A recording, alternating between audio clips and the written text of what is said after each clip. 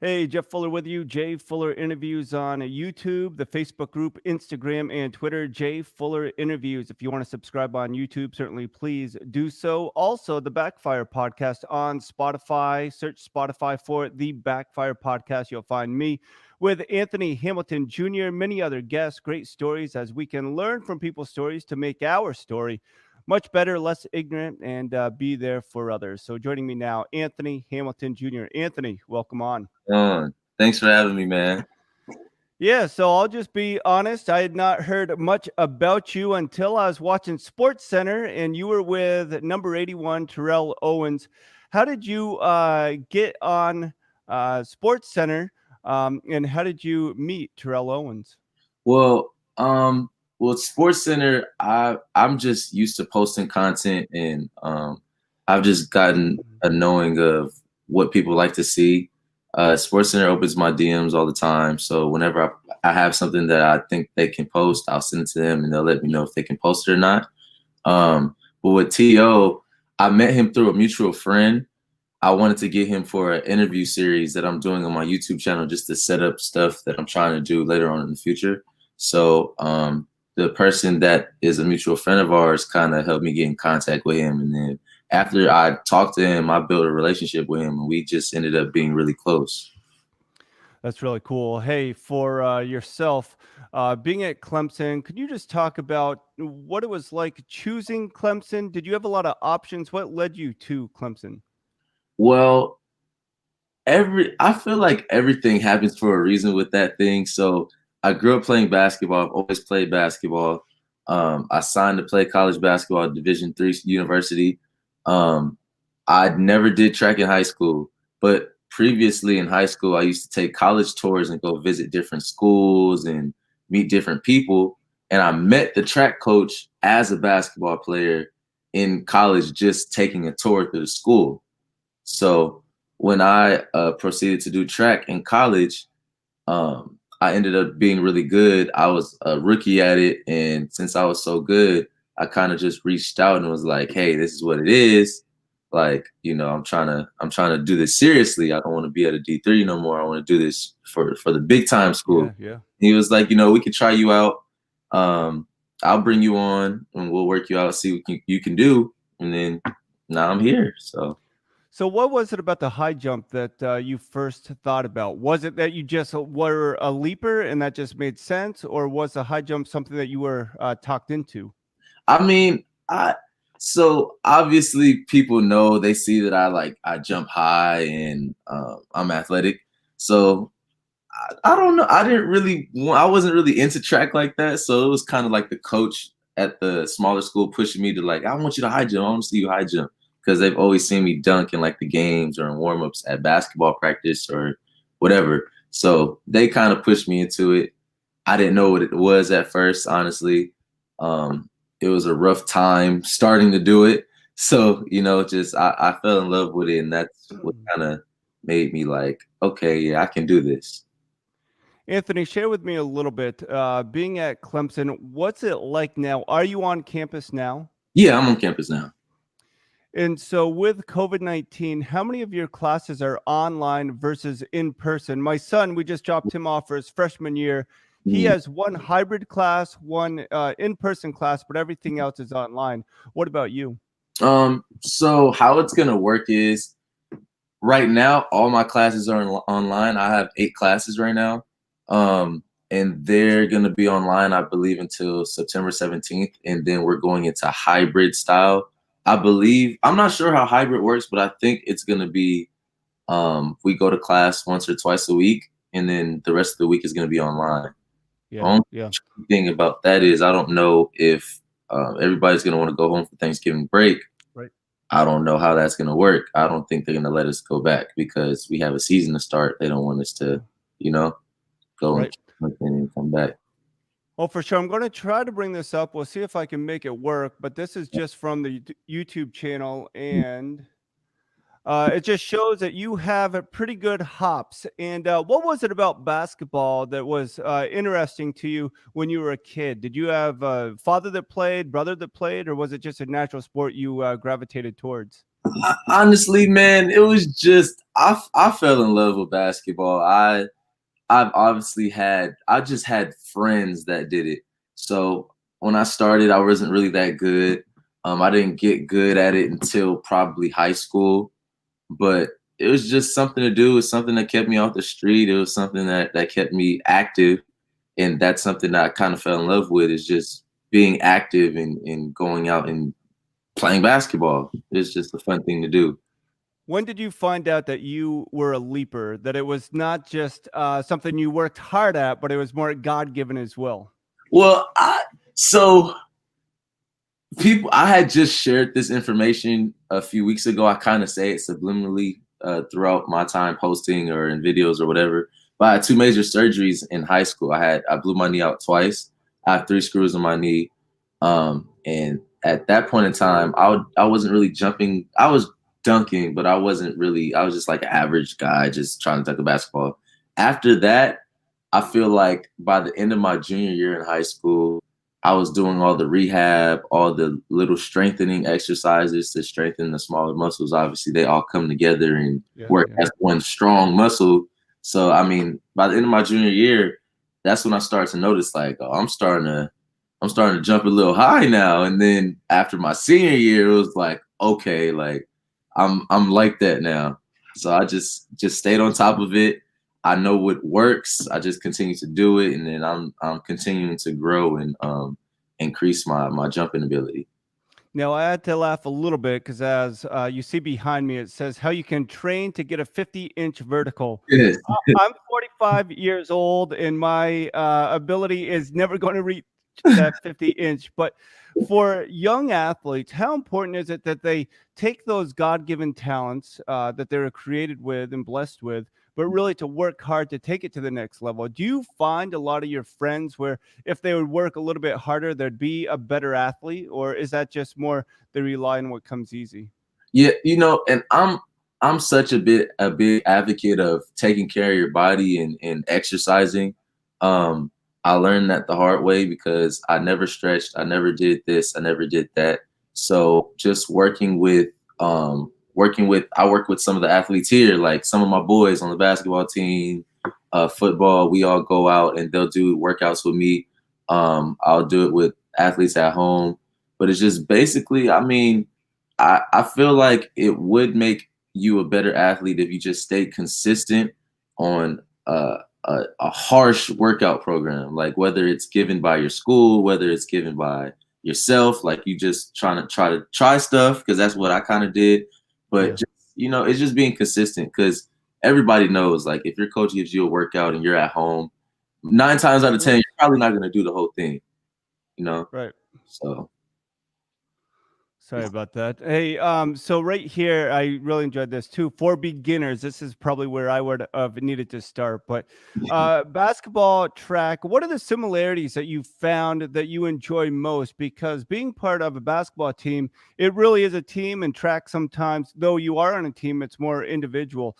Do you enjoy that? What do you miss from basketball?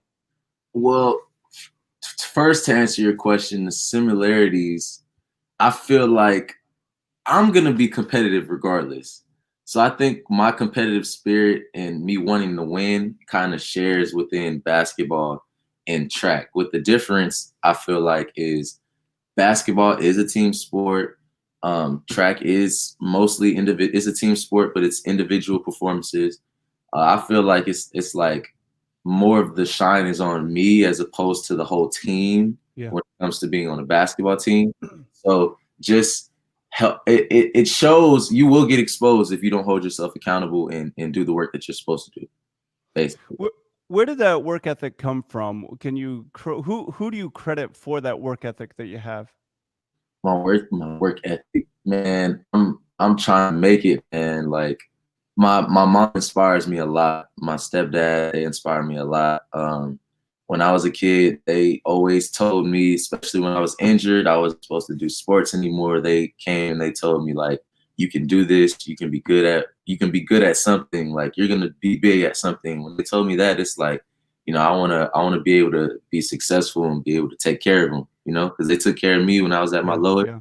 So, just returning the favor just because I love them and being able to win. I just want to win. I want to see my friends win. I want to win. I want to see my family win. So that's what kind of keeps me motivated, man. What's your major at Clemson? This is funny. So I started off at Laverne. That was the name of my last school. I started off kinesiology, health science in that field. Yeah. Hated it. I hated it. I came here and tried it, hated it twice. So I switched to sociology, and I feel like I'm good with people. That kind of goes hand in hand with my personality, teaches me how to like network better, know how to read better. And then that's what kind of aligned my credits for me to graduate on time, because I transferred from a private school. So they kind of just, Anthony, you mentioned earlier just that time with Terrell Owens, how a friend kind of introduced you. How did you balance? You really seem mature for your age, and I applaud you on that. But I think a lot of time young athletes would try too quick to force being buddies with a former professional athlete. How did you learn to show respect, to gain trust? So now you have developed that friendship with Terrell Owens. What would you tell a younger student that may be starstruck by hanging out with somebody, that they actually push away somebody that could be a good friend for them in the future? And that's a great question. I've never been asked that before. So just having relationships with these people, whether it's Terrell Owens, whether it's my mentor, Caron Butler, whether it's Kobe Bryant, LeBron, whoever it is, if it's somebody you look up to, and you're trying to build a relationship with them, you have to be calm about the situation. You have to trust that if it's going to be a relationship, it's going to come back around regardless, because if, let's say, I go and I did the interview with T.O. I watched him play. Like, I watched highlights. I look up to him. If I was just like, "Oh, T.O., I love you so much, bro. Can you sign this? Can you sign that? Can you sign that?" Yeah. He's probably not gonna give me his phone number. Like, let's hang out sometime. But if I take it from the business perspective, like, yeah, well, like backstage of the interview, we were talking about. I was asking him personal questions, stuff that's off camera. Just like, how'd you do this? How'd you do that? I'm trying to learn how to do this. I'm trying to learn from you, just, keep a hand on me, and I want to succeed. I was just sharing my goals with him, and he respects that. Just being respectful, respecting their space, and just respecting the fact that they're a person too, because I know everywhere he goes, he's a Hall of Famer. Everywhere he goes, it's, oh my God, So, I mean, I feel like it was like a refresher for him. Like, this kid is cool. He knows what he's doing. He knows what he wants to do. So just being respectful about it and just trusting the process and doing business. There's a difference between being a businessman and a fan. Yeah. I'm trying to do business with him. For sure. Hey, so I got to ask, can T.O. hoop? Can he just dunk, or can he hoop? He can hoop. He most definitely can hoop. Like, he could shoot for sure. He shared with me that basketball was his passion. That was his first sport, like, just like me. And we switched over to a sport that we were just naturally good at and ended up exceeding at his level, obviously past a normal football career. But he played in the Venice Basketball League with me. I feel like 2 years ago, not this summer, but the last summer. He played in the same league. I play in that league all the time. And he's good. He can hoop for sure. Oh, it's fun. And it's fun to hear the backstory of different athletes, because you just figure like, oh, they always love football, but knowing that they had other sports is tremendous as well. Exactly. So I'm a little older than you, kind of not quite old school, but I remember Rex Chapman when he was at Kentucky. He could fly. He could definitely jump. And I remember Vince Carter once, both Rex Chapman and Vince Carter, I heard they said that they went up for a dunk and they actually got too high, and that's why they missed the dunk. Explain that to me. I mean, I never could get high enough to even get the rim, let alone too high to dunk. What is that feeling like when you get too high and that's why you miss? Bro, honestly, man, it's like people bash me for it all the time. Like, you got so high and you missed that dunk. It's like a feeling like, oh, like, it's like not scary, but it's surprising. Like, oh, this doesn't feel right type of thing. So, I mean, usually with me, I love throwing the ball in the hoop. If you haven't seen my videos, like I love doing that. It's just fun to me. Yeah. It's like a game. So when I get high, I'm used to knowing where I'm at in the air to throw the ball in. So when I get a little higher than I expected to get, it's like, oh, I gotta try something, and then just missing that. It happens. It happens for sure. Hey, so are you watching this NBA bubble, the playoffs? Are you enjoying it, or do you try to distance yourself and just focus on your craft and what you're trying to do at Clemson? You know what's crazy? Nobody knows this. I don't play video games. I don't watch TV. I don't do none of that stuff. I haven't watched TV in like 8 years. I watch highlights of it. But I mean, I have a TV here in my room, but I don't even really watch Netflix or anything like that, just when I'm bored. But I'm usually always all over the place. So, it's tough. But I see the highlights. I Yeah. see the highlights all over the place. Hey, so when you see highlights of Zion Williamson, do you get scared for him at his size and more of the landing? That's what people keep telling me, that it's not how high he jumps, but just the weight on his body, his joints when he lands. What comes to mind seeing a guy that size do what he does? At the end of the day, he's a professional, and he has the people around him that's going to tell him what's good and what's not good for him. That's teaching him how to land or this, that, and the third. But I mean, the situation with him that scared me the most is when he busted out of his shoe. Yeah. That was like, okay, he needs to be careful. He's going to hurt himself. But I mean, it's like, that's a big boy, but he's strong too. So I'm sure he got all them ligaments that's going to take care of him. But it's just like, man, he's taken care of down there. Now, I had a buddy, he was a pretty good basketball player, played overseas, and what he would say is that he would not lace up his shoes because the trainers would tape his ankles so well. Did you ever have issues with getting taped or with shoes like Zion, or what was that process for you? How important is a good trainer to have to tape you up, to wrap you up? I've rolled my right ankle probably 4 times. I feel like it's different. It depends on the trainer, and it depends on like the shape of your foot. Wrapping your ankle sometimes, like with me, like I have my ankle taped, and I'll kind of like snip the bottom just a little bit so my foot can breathe a little bit, because like this, I can't really jump right because it hurts. But I mean, it just depends on the trainer. Like sometimes I don't believe in not tying your shoe. You still got to tie your shoes for sure. But like if you're getting your ankle taped, it just depends on your trainer. I get my ankle taped all the time before I jump, because obviously high jump, I'm leaning, and I can roll my ankle like that. But with basketball, it's like I don't really take my ankles. If I have high tops, I'll just tie my shoes real tight.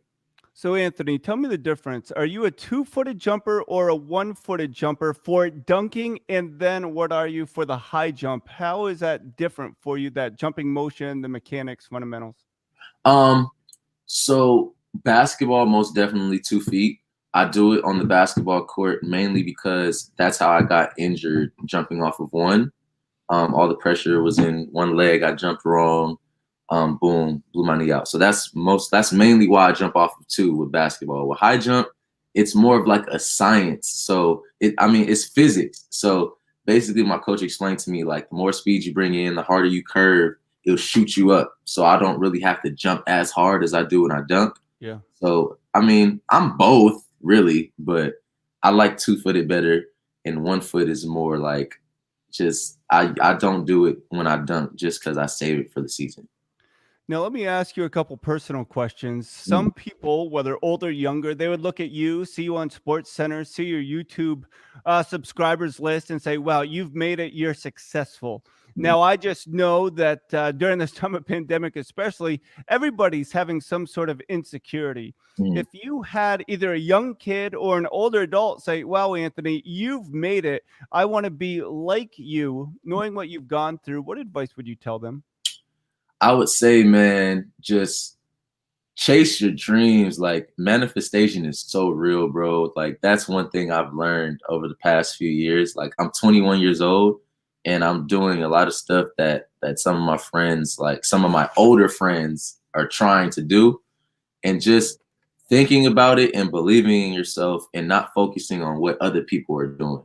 Because usually it's easy to get like thrown off or discouraged if you're doing your own thing. You see he's doing twice as more as you. Like, just focus on your own thing. It's your own journey. It's your own path. Like, you just got to keep working. You got to keep grinding, and you just got to believe in yourself, because if like you can't believe in somebody else, like for example, you can't believe in LeBron James if you don't believe in yourself. It doesn't make sense, you know. You have to believe in yourself first. You have to believe in yourself the hardest. So I feel like just doing that, staying on track, and holding yourself accountable to your goals, you can do anything, man. Just anything is possible, really. Yeah, that's really good. Really good advice. And something that you've shared a few times now is that knee injury. Mm. Without that knee injury, would you have been as mentally tough or physically resilient as you are now? Do you think people need to go through some sort of adversity so it can build that character inside? Yeah, see, my knee injury is what set it off for me, because that was a dark time of my life. Like, I was depressed, man. Like, I can't play basketball anymore. They wanted me to medically retire. Like, that built me the hardest. I mean, growing up in a single parent at home before my stepdad came in the picture, that was kind of like a struggle for me, because I didn't have a male figure in the house. I was figuring stuff out on my own as a man. But when knee injury happened, that just was the topper on the cake. I'm like, okay, I need to get it together. But just doing that and going through something, I feel like, is what builds character. Just because you're not going through something right now doesn't mean you're not going to go through something later. Because obviously, if you're trying to succeed, you're going to hit bumps in the road. Stuff's not going to work out the way you want it to. I mean, but it doesn't have to be something that's like dramatic, but it's going to be struggles when you're trying to do something, you know? So to press into that a little bit more, during this pandemic, a lot of people are struggling with depression, disappointment. Mm. And how would you tell them to focus on their dreams to overcome? What practical things would you suggest that people would stay motivated and not get caught up in this whirlwind of what really can be perceived as negative at this time? See, what you got to do, man, is you just got to work with what you got. So, like, when I was stuck in the house, I couldn't really go anywhere when I'm used to being all over the place. I said, I'm going to start a YouTube channel. I started my YouTube channel 4 months ago during the pandemic. And then I was just locked in on that, planning how I'm going to move after that. And now it's doing well. So, you know, and it's working out for me. It's getting me some exposure. Planning on what I want to do next with this, what I want to do next with this, doing workouts at home, just keeping my mind off the situation. Obviously, it sucks, but it is what it is. We can't control it. So it's just, I mean, just finding your niche, like finding something new to do, like start drawing, start thinking of the next tattoo you want, start reading. You know, there's so much you can do in the house that people don't want to do. Man, that's great. And for 21, again, I say it and I applaud you. Wise beyond your years. And so keep grinding. A couple fun questions, then we'll get you out. If you were playing in a fictional movie, would you want to play the hero or the villain? Oh, that's a good question. The hero or the villain? I feel like I would be the villain for sure. There you go. I want to be the villain, yeah. Only because I like messing with people. My friends can tell you this themselves. I just like messing with people, so I'll probably be the villain for sure. Well, that's people that know me. It's full time. I'm a pastor, and so if it's fictional, I would love to play the bad guy sometime, and so that'd be cool. The other question, I stole this part one from Hernando Planos, Be Contagious podcast, great guy. He said that if or when the feature film is made about your life, who do you want to play you? And while you think about that, I always say The Rock. Not that I look like The Rock, but man, I'd love Dwayne Johnson to play me. I think that'd be pretty cool. But what say you? I say Kevin Hart. That's my favorite person. Like, Kevin Hart is hilarious. Like, that's somebody I really want to meet. I feel like I would be good friends with if I got the opportunity to, because our personalities kind of reflect off of each other just a little bit. But I feel like it would be him. We're not he's not the same height as me, but it's like, you know, there you go. So yeah, I'm closer to his height than I am The Rock. But yeah. The second part to that question is, who plays your love interest in that feature film about your life? So who's starring across from Kevin Hart? Oh man, my love interest. That's a tough one. I would say, sheesh. I'm gonna go ahead. I'm gonna say Rihanna. I love Rihanna. There you go. Love There Rihanna, you go. my celebrity crush. Hey, Anthony, thank you so much for making the time. We wish you all the best, and especially during your season, get the most out of it, but keep grinding, and whatever life throws at you, just know that you have faith to overcome and be that blessing that you have been to so many. So thanks for making the time. Yes, sir. I appreciate you, man. This is a blessing to have me on. I love what you're doing, and stay connected, man. We can work in the future. I Oh, appreciate for sure. it. Yes, sir. Sounds good. Again, that's Anthony Hamilton Jr. making some time. Subscribe to his YouTube channel, Anthony Hamilton Jr. He's also on Instagram and Twitter, so make sure you follow and check him out there. Hey, thanks all. We'll talk to you again soon. My name is Jeff Fuller, Jay Fuller Interviews on YouTube, Instagram, Twitter, and Facebook at Jay Fuller Interviews. The Backfire Podcast on Spotify. All right, we'll catch you all later.